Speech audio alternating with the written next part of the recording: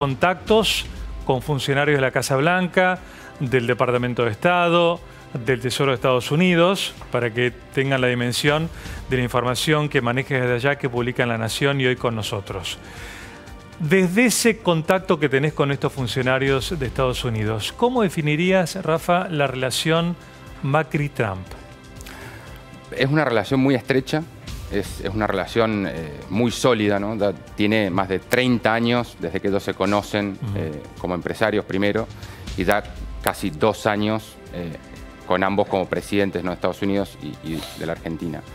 En Washington te diría que es una relación de puertas abiertas para los funcionarios argentinos. Digo, hay muy buen acceso, ¿no?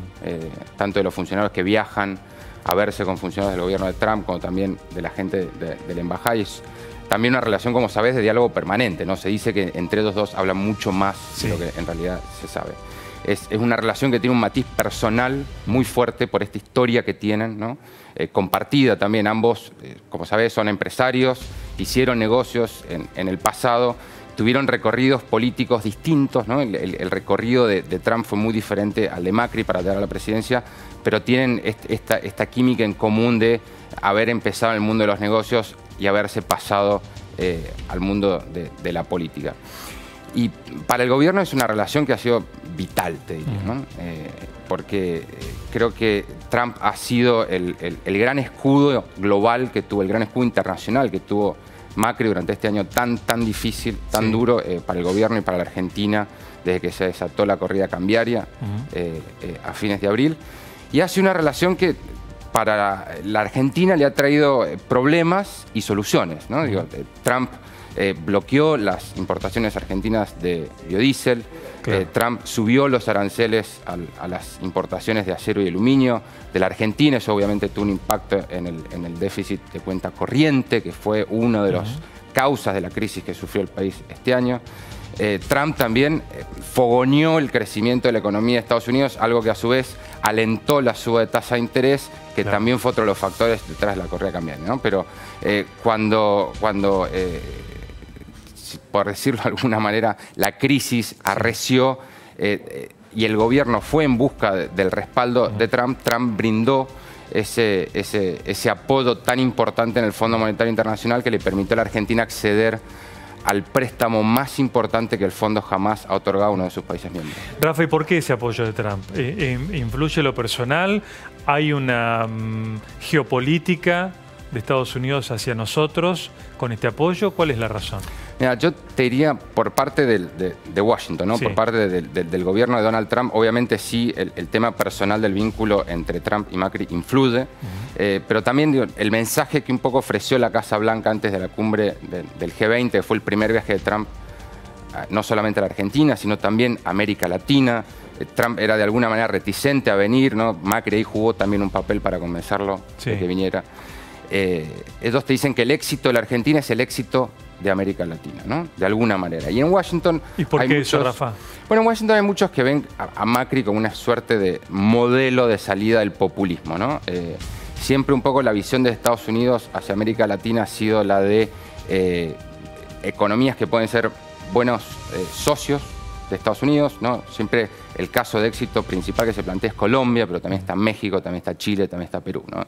Y después hay países con los cuales Washington tiene una relación muchísimo más tensa, difícil, ¿no? El caso emblemático es Cuba, pero también tenés Venezuela, algunos países en América Central como Nicaragua, y también la Argentina durante el kirchnerismo, cuando la relación realmente quedó en el freezer, ¿no? Claro. Entonces, Macri de alguna manera se ve como ese político que ha logrado gestar o ha tratado de gestar un modelo para sacar a la Argentina del populismo e incorporarla al grupo de socios que Estados Unidos tiene en la región. Pero también hay que decir que para Washington América Latina no es una región prioritaria, ¿no? La mente de Estados Unidos en cuanto a la política exterior está mucho más puesta en Asia, está mucho más puesta en Medio Oriente, en Europa, con los socios, los aliados históricos, ¿no? de Estados Unidos. Pero sí, lo que preocupa en Washington es la estabilidad regional, ¿no? O sea, Trump, te diría que la prioridad principal de él es no tener otro Venezuela en la Argentina, y por eso creo que el éxito de Macri es visto como algo importante. ¿Los funcionarios de la Casa Blanca que vos consultás confían en el plan económico? Sí. Hay una tenía confianza absoluta ¿sí? en el rumbo económico y en la gestión de Mauricio Macri, a pesar de todos los tropiezos que cometió el gobierno este año. Digo, tanto en el fondo se reconocen, digamos, algunos errores o tropiezos en el gobierno. Analistas de Washington también han sido bastante críticos, en particular con la política monetaria, que ha sido como el gran talón de Aquiles, ¿no? Del programa económico del gobierno. Pero en la Casa Blanca, en el gobierno de Trump, hay un mensaje que diría sin fisuras de respaldo al gobierno de Macri. En el peor momento de la crisis, después recordarás de ese discurso de YouTube de Mauricio Macri de 1 minuto y medio, anunciando que iban a pedir más dinero, que iban a pedir desembolsos más acelerados por parte del Fondo Monetario, el día que el dólar saltó arriba de los 40. Se adelantó. Bueno, se adelantó, ¿no? Christine Lagarde sacó un comunicado mucho más tarde diciendo que en realidad estamos negociando, que no había un acuerdo cerrado. Días después, cuando ya había empezado esa segunda etapa de negociaciones, Trump hizo algo bastante atípico, sacó un comunicado muy contundente expresándole un fuerte respaldo a Mauricio Macri. Ese mensaje ha sido consistente por parte del gobierno de Donald Trump. Y lo escuchás tanto en la Casa Blanca, en el Tesoro, como en el Departamento de Estado. Claro.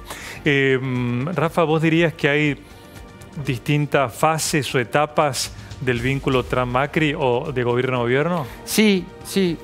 Creo que perfectamente podrías describir estos últimos 2 años en 3 etapas marcadas, ¿no? Hay una primera etapa que duró hasta la corrida cambiaria, en la cual la relación comercial está muy enfocada en la parte comercial, ¿no? Biodiesel, sobre todo, y carne eran como 2 aspectos prioritarios. Y también este intento por parte del gobierno de Mauricio Macri de desatar una lluvia de inversiones que nunca llegó. Estados Unidos, recordemos, es el principal inversor en la Argentina, y las empresas de Estados Unidos tienen una presencia bastante importante en varios sectores que son claves para la economía argentina, por ejemplo, energía.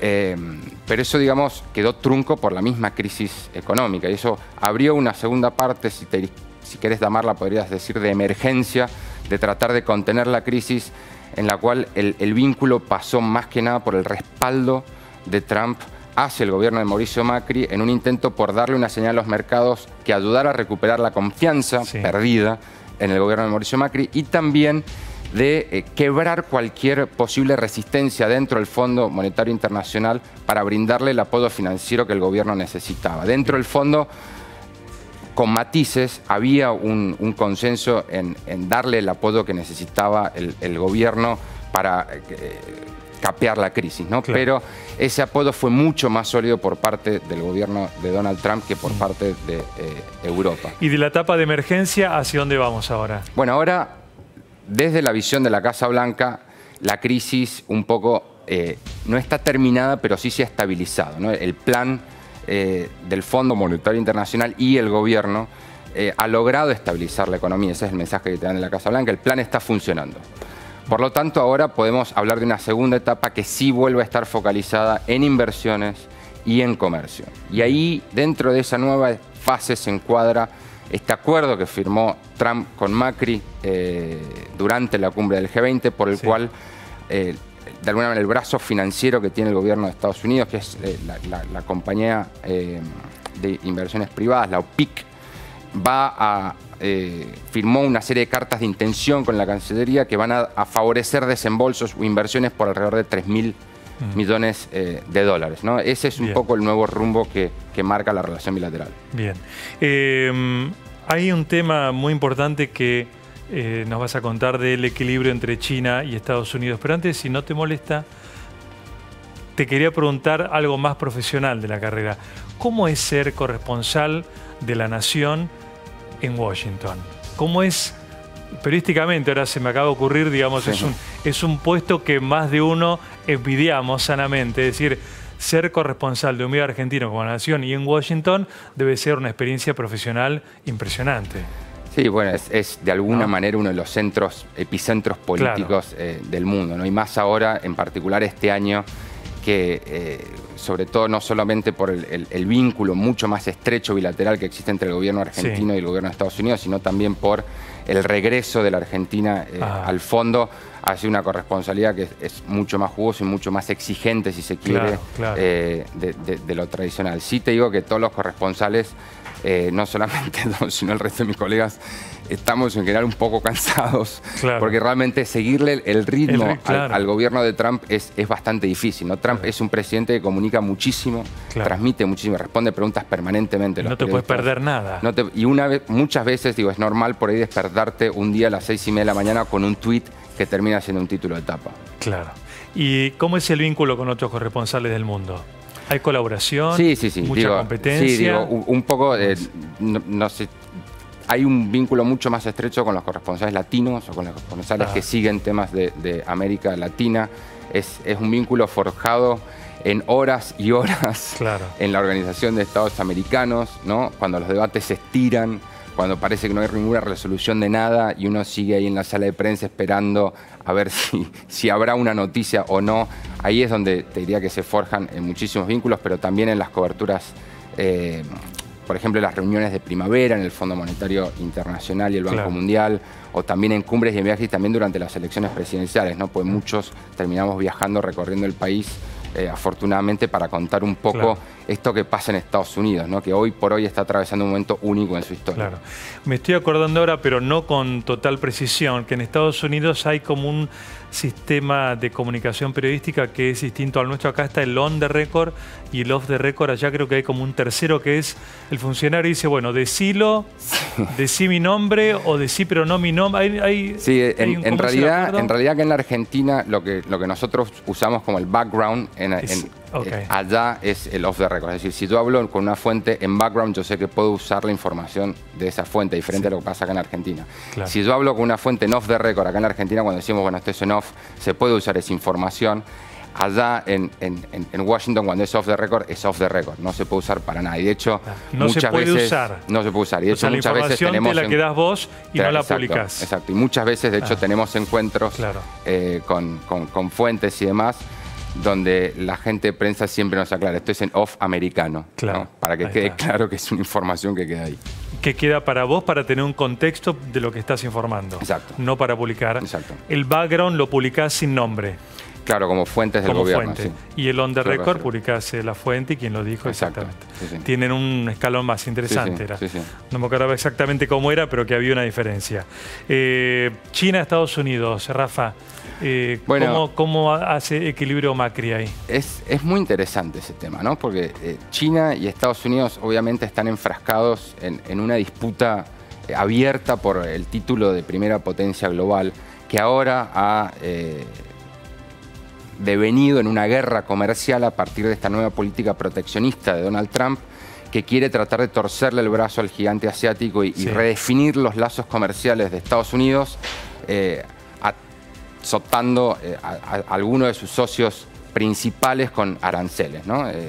Te diría que casi todo el andamiaje proteccionista que ha armado, construido Donald Trump durante los últimos meses, tiene como principal blanco a Pekín, con una diferencia, con un cambio de estrategia bastante fuerte, ¿no? Digo, el mensaje un poco sobre qué representa China y cuál es la amenaza hoy de China, no solo para Estados Unidos, sino para la economía global, eso no ha cambiado mucho de Barack Obama a Donald Trump, ¿no? Para Estados Unidos, China es un país que viola derechos humanos, que no juega de igual a igual y no juega de manera limpia, si se quiere, en la economía global, que manipula su moneda, que obliga a las empresas a entregarles tecnología con una captura forzada, que algunos llaman robo de tecnología.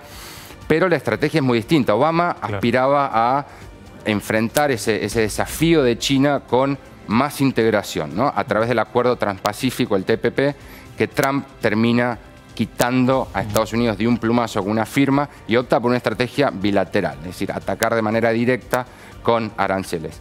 Esa disputa tiene como epicentro central América Latina, ¿no? Porque en América Latina, como sabés, China tiene una presencia cada vez más incipiente con su iniciativa One Belt, One Road. Hablaba hace unas semanas atrás en la embajada con Gerardo Morales, gobernador de Jujuy, que me decía que en Jujuy, China, ha ayudado a crear el mayor parque solar de América Latina y el segundo más grande del mundo, Caucharí, y ahora está por invertir cerca de 700 millones de dólares para la extracción de litio, ¿no? Entonces, Macri quiere una alianza estratégica con estas dos potencias, tanto con China como Estados Unidos. Y es un equilibrio bastante difícil de lograr, como quedó en evidencia durante la cumbre del G20, cuando Trump dejó su mensaje muy en claro, con ese comunicado que sacó la Casa Blanca, el cual acusó a China de tener una actividad económica depredadora en América Latina, un mensaje que incomodó a la Casa Rosada y forzó a los funcionarios de Macri a despegarse para tratar de no incomodar al presidente chino Xi Jinping, que justo en ese momento estaba de visita de Estado. La última, Rafa, en breve, me encantaría seguir, pero tenemos menos tiempo. ¿Qué hay de cierto de lo que vemos en las películas del periodista que se junta con el funcionario